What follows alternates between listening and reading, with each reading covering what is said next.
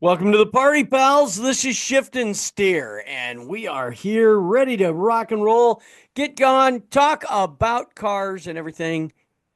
It's SEMA week. Hey, Aaron, how are you? I'm good. I'm not at SEMA. I knew I'd regret it, but it's okay.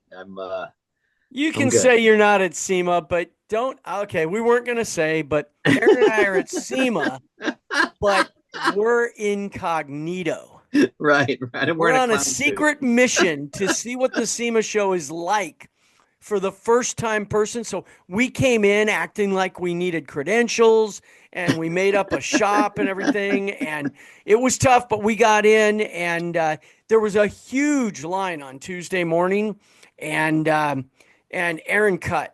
Aaron, so if you saw that guy that had the hat on that cut in front of all of you, that was Aaron. That was Aaron. But I got stopped at the screening because I had pockets full of batteries. Yes, there you go. No, everybody, Aaron and I aren't at SEMA this year. Can you effing believe it? We're I not. think I know. So how many years have you been going? Like The all of very them, first right? SEMA I ever went was 1984. Oh my God. So how many have you missed? I've missed three, this Oh being my the third. God. Wow. So Yeah. obviously we missed the COVID one. I didn't go to the one right after. I think this is my second one I've missed, maybe my third tops, but that's it. But I've only been going since well, Oh when did I six. yeah, I was gonna ask you because you took me for my first Yeah, I time. think it was oh 06. Yeah. Oh six. So Well, I but remember I wow, missed what a track one record. year because I was moving, and that was back in the 80s. Wow. I missed a year. Um, I can't remember why, but anyways, I remember the year I was taking Boyd's public. We went public in September, so I had everything wrapped up just in time to go to SEMA. But I Oh, had to be at SEMA. That was our business, yeah. and Yeah. I mean it is now too. But we had a huge booth. We had just announced we went public, and then when I was filming Car Warriors, we came in, Jimmy Shine and myself and Ray, we came in and told the producers, "Hey, we got to go to SEMA." And they were like, "But we're filming." And we're like, "We got to go to SEMA." So we worked it out where we filmed a show, got done, walked off set, went to Burbank Airport, flew to the show, were there 2 or 3 days, and then came back, didn't even go home. Immediately off the plane, right back to set and started filming again. Wow, that's So, crazy. That's yeah. crazy. It's what you Well, do. But all hey, our friends before we there get were into any more, let's hear from our friends.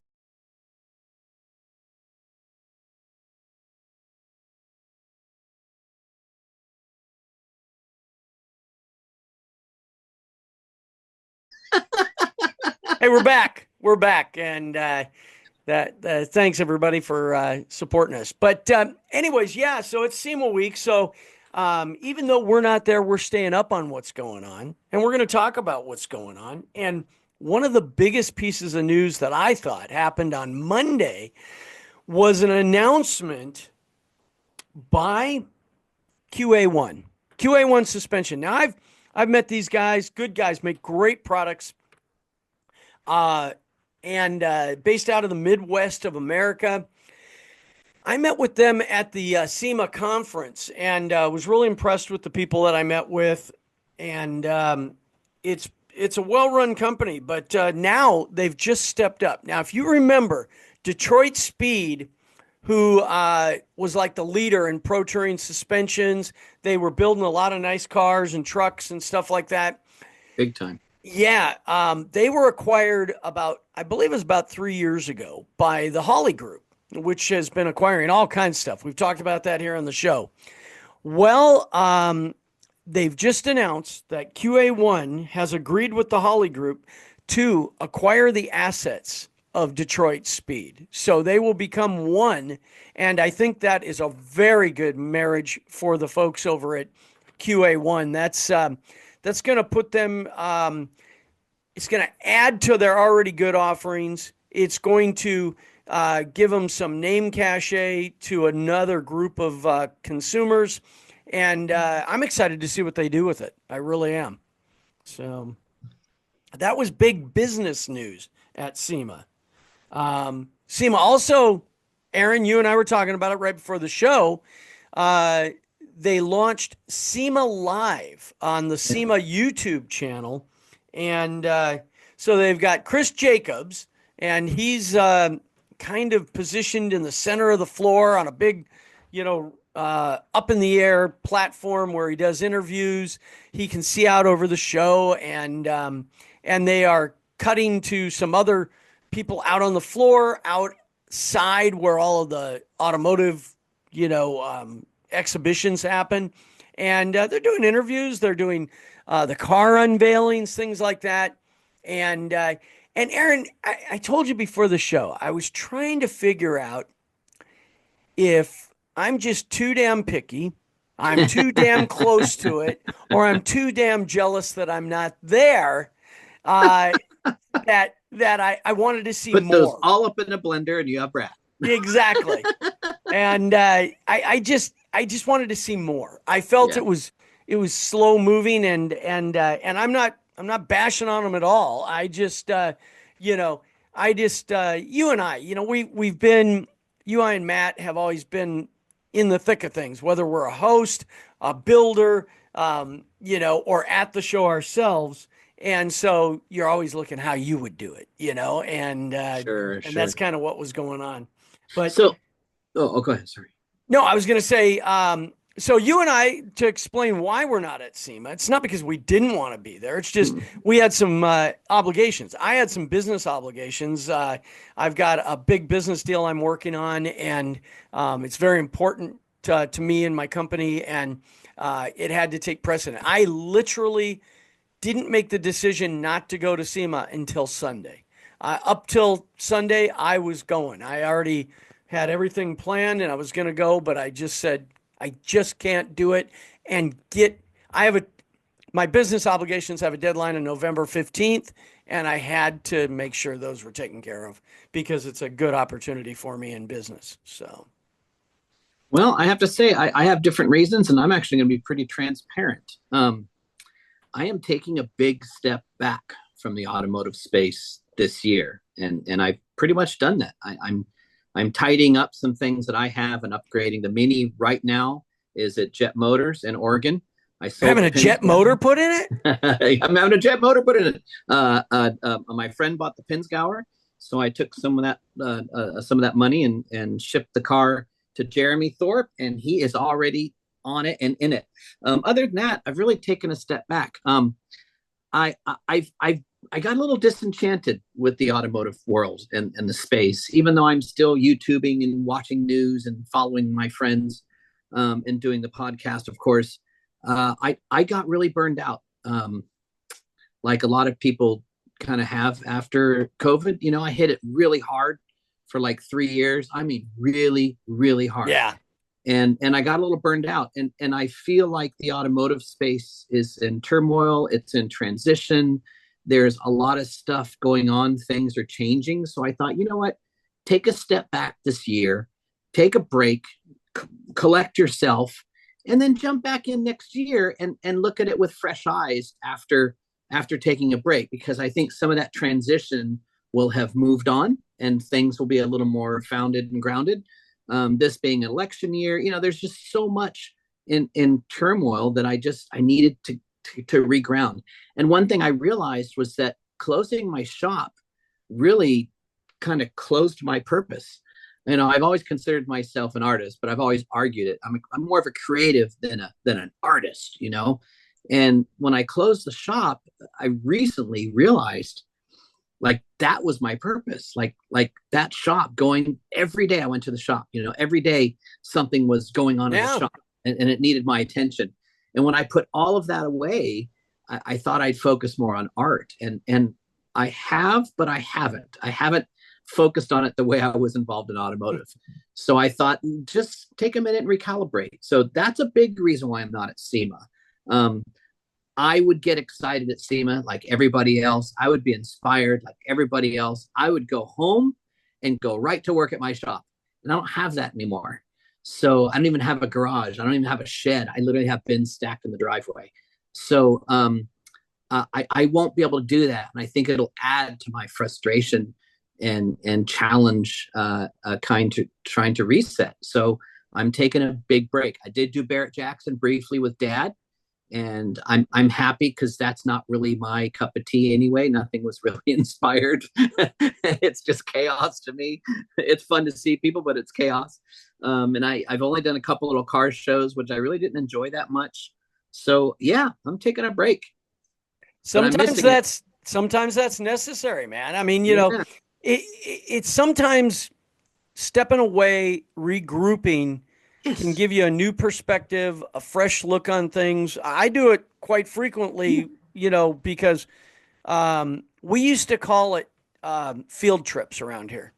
We used Ah, to go on field trips, and we need one because we haven't been on one. Because what happens is when your whole existence and your whole life is going to car show after car show after car show after car show after car event, press event, this event, you've seen it all. you do, and Yeah. you've got to take a fresh look at things. And I think I've always thought that I've excelled in this industry because of the fact that I am involved in so many different things. It gives me a fresh look because I talk to some people and they are just in tunnel vision. They don't see to the right or the left, Yeah. and that is a problem sometimes. But SEMA's fun. It's always fun, Oh, but it's man, awesome. SEMA's it's amazing. work. It It's is work, and work. that's the other thing is Brad, I don't have the energy yet this year, Yeah. and I'm not going to complain. It's been an amazing year, but it's been a big year of transition. That's taken a lot of energy, and injuring my knee took more energy than I Yeah, anticipated. So that's not good. I'm a bit conservative with my energy right now, and yeah, I'm just not up to it because but primarily I know how excited I'd be coming out of it, and I don't have an outlet for that. Yeah. So, yeah, you know, Well, let's move on because yeah, yeah. you know what? Hopefully you will regroup and you Oh, will heck yeah. transcend to another area of creativity. But for right Well, I can't now, wait to get that mini back. I'll tell you that much. That thing's let's gonna scream. let's talk about a creative studio based in Hollywood that pretty much everyone's heard of. It's called Warner Brothers Studios. Oh, And Warner Brothers Discovery has just taken a creative leap that I kind of questioned. Uh, Now, I'm not the biggest Batman enthusiast, so maybe that's it. Maybe, I've got to question everything. I've got to, but they announced that they were going to be offering 10 Batman tumblers. As seen, those big wheeled cars, those yeah. steamroller type So Batmobiles cool. So that cool. were in like the Dark Knight and Batman Begins. And I thought, oh, cool. So they're going to sell some of their cars they've had sitting around on the back lot. And isn't that kind of what you thought when you read this? Yeah, exactly. I'm like, cool. They're selling off some of the movie cars. Yeah. And my first thought was, so they're just selling them outright for a set price, and that seemed kind of strange. And then I wanted to read farther because I wanted to know, oh, maybe they're going to take them to Barrett Jackson or RM or Meekum Yeah. or something like that. And I thought, the next thing I thought was kind of strange was why offer all 10 at once? Because a glut in the market, you don't get as much, right? But then I saw they had a set price, $3 million each. And I was like, $3 million each. And then I found out by reading further in the article that these are reiterations, copies. Okay, they're making them. Right. And Right. but what's interesting, it's from their company that they've spun off called Wayne Enterprises. Now, have you ever heard of Wayne Enterprises outside of the films? Yes, actually, it's a clothing company for work clothes. It is. Well, not this Wayne Enterprises, a division of Warner Brothers Discovery. But apparently, now this is what surprised me, Aaron, was they said that several years back, they debuted a car designed by Pininfarina that would have been Bruce Wayne's sports car. And they debuted it at Monterey. It was going to be made in limited production. The first one that was shown at Monterey was already sold. Could I find anywhere online that another one was ever built, ever sold for the $8 million price tag. So I'm like going, wow, who's in charge of this division? It sounds like somebody who's going, man, I just got the keys to the kingdom and I don't know. I always question, are there 10 people in the world who want Batmobiles for $3 million a piece? But I continually find out that I'm wrong because on one thread that I found, it showed a guy posted a photo. He goes, "You mean this style Batmobile?" And he shows one parked along the curb on a busy city street being driven in Dubai. Oh, God. I'm like, really? Some dude bought one and is driving it around Dubai. So now, if you go to their website, which is brucewaynex.com, they have a bunch of different vehicles. They have the Tumbler, they have the Pininfarina one we discussed, which I thought was a separate production car by Pininfarina. So did I. I didn't know they commissioned it. Yeah, and then there's what they call the Tempest, and then HPC bikes. So they have those lay down bikes like they had in the film. I'm about to look it up now. No, it's an electric bicycle. $29,000. Okay, first of all, we've never heard of this until we just. They made a jet ski. Where's this coming from? Brad, you got to look up the website. This is just bizarre. Okay, it's called what? I don't even know if this is real. I was trying to find, Warner Brothers Discovery, Relevance International. It's brucewaynex.com is that website. So if you just look up Wayne Enterprises.com, like that's not the website, that's a work clothing company. Oh. So, but if you look at the Tempest, it's a jet ski. Wow. Shop all. There's men's accessories, jewelry, watches, art collections, technology, gadgets. This is bizarre. Well, we're gonna have to do a deeper dive into this and understand the Gotham blue ring, the Joker diamond ring. I've got to know what this is. You know what we got to do? We've got to go to Bruce Wayne Enterprises and interview these guys or something. I know it's like an extreme luxury line of I don't even want to say Batman themed. Collectibles or something. Yeah, it's like some of it's Batman themed, but I mean the Wayne Enterprises experience is a first of its kind ultra luxury. Wow. And how is it that we've never even heard of this before? Yeah, this is really interesting. Well, with partners including Warner Brothers, Discovery Global Communications. We license it. Okay. They have a press inquiry button, so we're going to have to, after the show, check that out. And I wonder where they're located. Interesting. Probably Gotham City. I mean, what am I saying, right? Gotham City, Dubai. Wow, bizarre. Okay. Jeez, this is amazing. Yeah, we got to check this out. Well, if you're a bored billionaire, you can go shopping at brucewaynex.com. So if you want a tumbler, you have to request an allocation. Okay.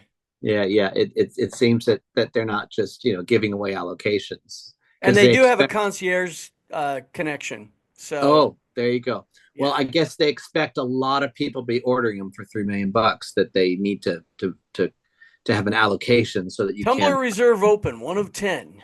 I'm going to put your name in here and send it. Great. Your name and email. And then their allocation team will contact you shortly to discuss the buying process. Yeah, can I move that decimal point over a few spaces? You know what I'm going to do? Just as a little funny is I'm going to put your dad's name and his cell phone number in there. And when they contact him, he'll... Can you imagine you get a call from him and he's like, you're not going to believe what I just bought. I can't even get in it. Oh, he already sold his Batmobile. Yes, his tan Batmobile, Yeah, he just sold a Bear Jackson. the Winged Warrior. So, anyways, so Oh if you my want to God. check that out, go on, search the Go check it number out. that's It's being it's sold. It's craziness. it's wild. Yeah. So, all It's right, it's fun, as you can clearly hear us laughing at it. let's stay on the movie theme for a second, because those of you who are old enough or have a videotape machine or you've searched it on like Amazon or something like that. Are you talking about the Fisher Price videotape machine? Days of Thunder with Tom Cruise. Oh yeah. Do you Oh, remember when that movie came out?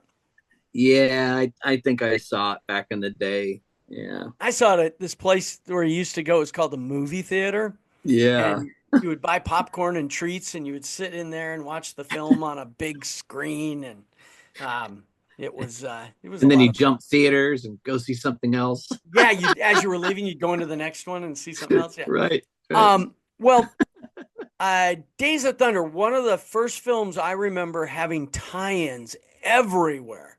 There were tie-ins for toys, Oh yeah. for fast food restaurants, and all kinds of stuff. I remember I was living in California, of course, and I went back to Nebraska, where they had Hardee's restaurants, which was acquired by Carl's Jr. And Hardee's was doing this huge tie-in with Days of Thunder, and they had all of the cars done by Hot Wheels, and so I remember eating, well, I should say going to Hardee's more times than I needed to on a vacation, trying to collect all the cars they had, all the little miniature NASCAR Hot Wheels that were only available at Hardee's. And it's funny because I just came across those maybe a week ago in a box. And I Oh was like, really? wow, I bet these are worth something. I looked them up and I went, no, everybody else kept them too. So, Don't you hate that? You think, oh, I haven't seen it since my childhood. It must be worth something. yeah. Like, And you nope. find out it's the one thing everybody else kept, right? So, but so Tom Uh, Cruise is in talks with Paramount Studios about a sequel to Days of Thunder. Now, what's interesting is they said that Paramount had made him an offer to do a sequel as a TV show, and he rejected it. He says, "Nope, yeah. not doing TV." And and if you go back, it did okay at the theaters when it came out originally. Not huge, cost 60 million to make, and it did like 157 million, I think, so it made its money back plus a profit, but it wasn't a blockbuster. But this is just initial talks because they don't have a script. They got it now that Tom said he'd be interested. Now they have to get a script, and they specifically said with a script writer that Tom approves. Right. And, Right. and he's in the middle of doing another Mission Impossible, 8. another what was the other one that he was doing? Another sequel. I don't know, one of his other films. But it's I don't know. I wish I could remember that. I hate it when I can't remember stuff like that. Was it what was it? Aaron, I don't come on, know. help me. I Was know. it when he was going to be the wizard in that one Oh, film? Legend. And No, what? not Legends. I don't know. Whatever. But Uh, it doesn't matter. It doesn't matter at this point. Um, so anyways, if you're a big fan of that film or you're a big fan of NASCAR, it'll probably do great for NASCAR. It did wonders for NASCAR last time. yeah. Yeah. Yeah. Because it helped them because, so many people. Now, gosh, SEMA. Okay. SEMA legal. We had a big legal issue at SEMA this year. Oh yeah. Oh, yeah, yeah. What was They that? came in and they shut them down, man. Pulled it from the floor. One of the cars on display. Oh, TJ. Huh? Oh, no. TJ didn't put his Mustang in there. I don't think. This was a Mustang, Street Hunter Mustang. Oh yeah, yeah. Yeah, It was the Hunt Mustang. Yep. they I got it don't think. there right at the end. They had it, and then they pulled it. Oh, as far as I know, it didn't even make it there. Like that they weren't allowed to show it. No, He they got actually there had it there. beforehand. I watched their Oh, video. They pulled in, they got it there, and it was they were they got an email from SEMA saying that Ford had banned the car from being exhibited because of intellectual property rights. yeah. I'm really confused by this, and a little disappointed. I don't know the whole story. I tried to do a bit of a dive the other day, and yeah, I mean something about their body kit. I don't love the body kit. It's not bad, but I don't love the body kit. It's not my style. It kind of simplified the lines a little bit. It had some interesting parts, What we're talking but about is they built a similar version of the GTD. oh, okay. So that's what the problem is. It looks Yeah, too similar. Okay, yeah. okay, okay. And it really, to Does be it though? honest with you, I mean, I yeah, don't. it bulged out like the GTD. It had the same fender vents on the front fenders as the GTD. Uh, They did a similar, facial treatment. Excuse me. I missed all that. Then I guess I wasn't as familiar with it. It was. It looked like a simplified version, I But it guess. didn't have the big Yeah. wing like the GTD. Yeah, I mean, anyway, I'm curious what Ford says. It looks too much Here's like the ours. thing. Yeah. I've done cars that, okay, I built a Mustang for Ford and did a one-off clayed front and rear and all kinds of stuff. And then we pulled the molds and brought it. It was a version of a Mustang. It was my version of a Mustang. Right. I Yeah. Here's what it comes down to: is they've got a lot of money on this GTD. They're trying to make it very unique, and I think, as they said, it wasn't necessarily Ford, but Ford's legal department. Yeah. So they're probably trying to trademark this design, or they have trademarked. So it comes down to enforcement, where if you don't, the way the legal goes is if you don't enforce it, you can't come back later. If you Yeah. can physically see, like if that car in such a public setting was sitting, if it was at some little car show, no big deal. But at that public setting, debuting, getting a ton of press, and they produced this video and everything, and they said it was, and people were like, "Oh my God, they got a GTD." I mean, that's it right there. I mean, Yeah. Yeah. Yeah. Yeah. I get that. I get that. It's just it's kind of frustrating when you see these independents just doing their thing, especially these YouTube guys, because they live in this little microcosm, and then you get a big company like Ford going after them for some design cues. You're like, well, wait a minute, everybody's borrowed design cues, all of the like throughout history, So it's like, yeah, well, but when why it's don't you put 99 stuff out of together? 100 What? on a single vehicle. No, I mean, I see it both ways. I'm like, come on, Yeah. Oh, Ford, sure, sure, really? sure. But on the other Yeah. hand, I've lived it both ways. I Yeah. mean, when at Vision, I had to enforce my trademarks because so many people, and to this day, they still do it. Yeah. Our old red, white, and black Vision streetwear logo that Yeah. was so prevalent. We had to go out and we had to go to skate events, BMX events. Well, not me, but our attorneys. And they had to go with like flashcards, let's call them, that just had our logo without the name in it. And they had to survey like, X amount of people and say, what does this mean to you? And they'd go Vision Streetwear, so that we could Yeah. get our registered trademark and get it, I mean, we spent tons of money on that kind of stuff. Yeah. No, I totally get it. And I see it all the time with dad. Yeah. And even back in the days of Vision, when we had Red Rocker clothing, we had a sport line for Red Rocker. It was a Red Rocker apparel. And I was one of the designers there. And yeah, Massimo just flat out stole one of our fabrics, flat out. And they even got the production house to produce it ahead of our schedule and deliver it to them first. So that they produced it first. It's like, Yeah.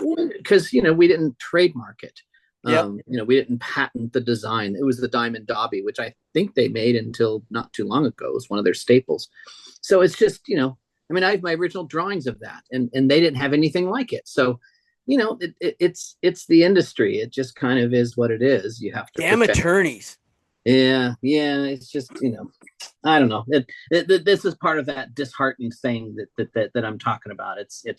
Well, let's talk about some good things. How about when you weren't here last week, Matt and I talked about our speculation that Mopar was going to, because they just showed a corner of a muscle car. Oh. And they were talking about EV power and stuff. We said they're probably coming out with a crate motor. Well, that's what they did. They had a muscle car on the floor at SEMA with an EV crate motor that the swap is 335 horsepower, 73 kilowatts. Now, here's one thing that I thought was interesting. A 250 mile range. Now, how do you give a range on a kit car? Because if I put that in a Mini, I'm going to get a lot different range than if I put it in a Suburban.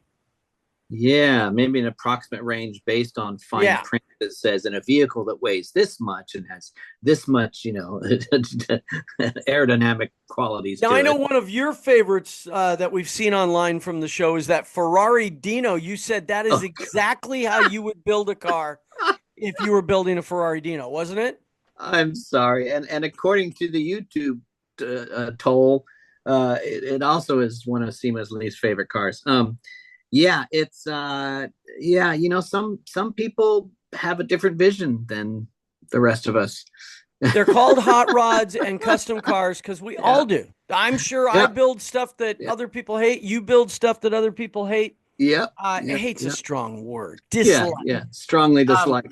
I'm not a fan. It looks like a kit car to me. The Ferrari Dino look like a kit car. Is a classic, and it's one that's hard to really mess with. And somebody messed with it big time by molding the bumpers, adding LED lighting where it didn't need to be added, and then they gave it EV power. I don't know about that. But here's the thing, Brad. Ferrari's going after people too for modifying their cars. So maybe they modified it in ways that they could argue it if they get sued by Ferrari. Ferrari would go, that's not a Ferrari. It never was, never will be. You ruined the lines. Now, did you see roaming around? Did you see that little wide body twin turbo CRX, the white one? Oh, yes. It was rad, man. That thing's cool. That's one where they heavily modified the hell out of that thing, and it looks great. Well, how about the Fiat 500, the classic Fiat 500, the old one? Did you see that one? With all the lights and everything on it? Yeah. Yes, I did see that, yes. The lights, it's over the top, but you talk about heavily modded. Yeah. And then, of course, there's the Lamborghini Miata that's probably on the front cover of everything right now. Did you see the Lamborghini Huracan with the rooftop camper kit? Oh, yes, I did see And I thought, that will never get used. Okay, that'll never get used by anyone anywhere. But it should. It'll get used on YouTube at least. Yeah. There's some cool stuff. Toyota showed in their booth that GR86 rally-inspired show car. Mm-hmm. They should build that, man. I know. If they would build something like that, people would love it, but they'll never build it. They'll never build it, unfortunately. I know. And then there was the Kia. There was that Kia off-road vehicle too, which was kind of interesting. Hey, again, you know what? Electric. Wait, hold that thought because we got to do a spot. All right, we're back. We're back. Those are so weird. You just got to try not to clear your throat during the pause. Yeah. There's that Kia off-roader. But again, I'm so annoyed by the electrification of everything. It's I don't know. I'm it's just not. Everybody's throwing all their designs and money at electric cars, and I just keep shaking my head. It's like I'm just annoyed by it. I got a great story for you. Okay. On that agenda, just a slight departure. So I have to look something up as I do this. So my wife is walking the dog the other day, and this gentleman in a truck stops her and says, "Hey, it's a cool looking dog." And and she goes, hi, and they talk for a minute, and it's kind of awkward because she thinks she recognizes him. And as she's thinking about it, he's like, okay, nice to see you, and drives off. And then she's like, oh my God, that was Steve. So Steve Cliff, the head of Carb. Oh, okay. Yeah. So I message him and I go, hey, buddy, I guess you just ran into my wife and dog. He's like, oh, that's your wife and dog. I'm like, yeah, yeah. I said, how you doing? He goes, oh, we're having a hard time. And I said, oh, I'm sorry, like jokingly. And he goes, are you part of that? And I go, what? And he goes, the lawsuit. And I'm like, oh, shit. No, I'm not part of any lawsuit. I don't know what you're talking about. He's yes, like, I'm sued by. I should look into this because I don't what know are they this. getting sued by? I don't know, but I hope it's okay to say that. I hope it's not confidential. But I don't know. Yeah, I was curious, and so I mentioned a common name. And he's like, I can never be mad at him. But anyway, but it was really funny because here SEMA's going on, and it's on everybody's. Here I say, why are they getting sued by SEMA? Well, it's probably because of some legislation that of course it would is. harm all of us. And, I'm sure they're always suing each other. Let's just assume that. But that Mike Spagnola is one of our dear, dear, dear friends, and he is the now president of SEMA, and yet our neighbor. Our neighbor is Steve, who is the president of Carb. So you talk about a conflict, and I love that they know each other. It's like you and your ex-wife. You're in a lawsuit. You're suing each other. Life is hell, and you go to the country club and you see both of your attorneys playing golf with each other, hugging and sharing food, and you're just like, what? That's when you fire them. You got to. You need those guys out for blood. Hey, did you see any of the three vehicles that the Ring brothers built and debuted at SEMA? Yeah. I didn't do a deep dive on them, but good stuff. It's they hard. Had a 72 K5 Blazer, right, an 87 Buick Grand National with 1,246 horsepower, and a 70 CUDA. The thing that I mentioned to you before the show is that the guys at Ring Brothers, it's so hard to really appreciate what they build when you're not there with the car, because it's in the detail. There's so many subtleties, and you have to stand there and soak it in and absorb it and figure out where they move the lines. Like for instance, the CUDA that they did, they actually did not increase the wheel or the length of the car, but they increased the wheelbase. Right. The way they did that was they moved the front wheels forward 2.5 inches, but then they redid the front fender by moving the whole fender opening forward 2.5 inches also. So it really dramatically changed the look of the car. Yeah, genius. And much like the Mustang, right? Didn't they do the convertible Mustang where they widened it or so? And unless you really, really know those cars, it's hard to tell. You're just like, it looks great, or something looks different, or there's, it's the subtleties that change it. It's like, I always go back to my '69 Camaro, and moving the windshield post back 5 degrees made such a difference. And you don't think 5 degrees would, but it does. It makes them swoopier. It just depends. But a lot of the designers that these guys hire to draw the cars for them come up with a lot of this. They execute it, but they sit there and just dream. Okay, what happens if we get rid of this line here? What happens if we I don't know as much about the K5 Blazer, but I read somewhere what I think they said was they moved the body line up 1.5 inches, meaning that body line that goes down the side of the K5 Blazer. Now, if I'm correct, I could be wrong in that, but that's how I read it, just to give it a whole different look, and it's... Now, didn't they do a K5 last year too? Yeah, that was the one, the year before. Oh, it was the year before. It had the cane seats in it and stuff like that. Which was cool. But this goes back to tastes and me being a total snob when it comes to art and music and automotive is that those just aren't cars that I'd pick. They're not cars that I like. They're not, especially the Buick Grand National. I know Now, that's now, come on now. You I know, know that's more I your owned a wheelhouse, Buick Grand but National. I know, but I have a soft spot for those cars I know you do. That's why we can joke and have this conversation. because they But were it's Darth Vader, man. yeah, but it's like I look at those and I'm like, okay, I love the wheels, I love the stance, I love what they did, but I still don't like the car. It's just not my taste. I It's not think my the taste. execution on the hood was one of the best things they did to that car. On the Grand National. Yeah, the Grand National had this funky little lump on the center of the hood. Well, they didn't get rid of it; they just accented it with a induction vent. Oh, I And the see. way Yeah, they did it, it looked really nice. yeah. Well, yeah. I mean, you gotta admit they just, in other words, they make something even I don't care for awesome. Yeah. Yeah. It's they're just that good. I'm looking at that. I'm looking at the Grand National now in detail. Wow. Yeah. I mean, come on. You open the hood on that thing and it's like, holy cow. Yeah, they're just badass. They're probably my favorite like designer team right now. Everybody has their favorites, and I'd say the Ring brothers. Even though I don't care for the choice of vehicle, I can't do anything but go wow over all the details. I love their. I'm going to say in contradiction, I love their choices.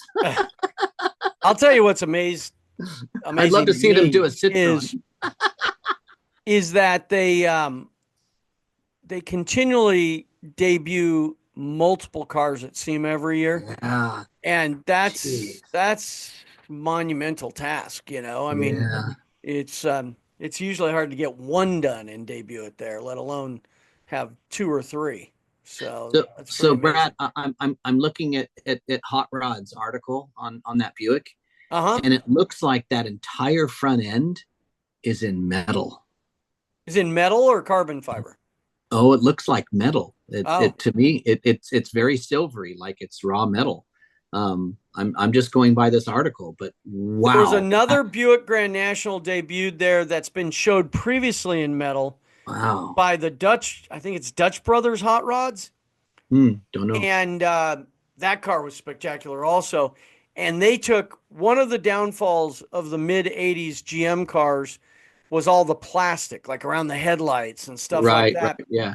They replicated everything in billet aluminum. And Wow.